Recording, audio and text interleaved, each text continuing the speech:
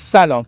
1000 تا بطری داری، همشون سالم هستن، محتوا سالمه، الا یه دونه که سم داره. سمش هم جوری هست که اگر قورباغه بخوره تا فردا میمیره. خب میتونی محتوای این بطری ها رو توی یه ظرف دیگه ای با هم قاطی کنی، نمونه برداری قاطی کنی و به خود قورباغه ها هم بدی.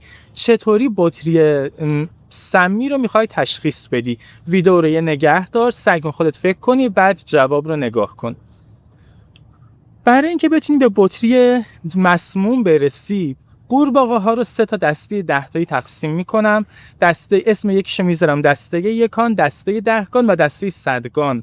حالا از بطری هایی که یکانشون صفره نمونه میگیرم، با هم قاطی میکنم، به خود قورباغه شماره 0 تو دسته یکان میذارم.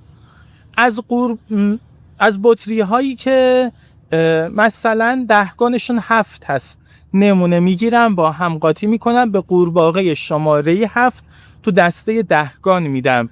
یا مثلا از بطری هایی که صدگانشون 3 هست، خب نمونه میگیرم، با هم قاطی میکنم، به این بنده خدای میدم، قورباغه شماره 3 تو دسته صدگان میدم.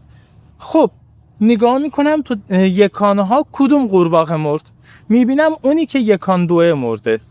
تو دسته دهگان 5 مرده. تو دسته صدگانم اونی که صدگانش 7 مرده. پس بطری شماره 752 میشد بطری سمی. به همین ترتیب به راحتی بطری سمی رو به دست می آوردیم.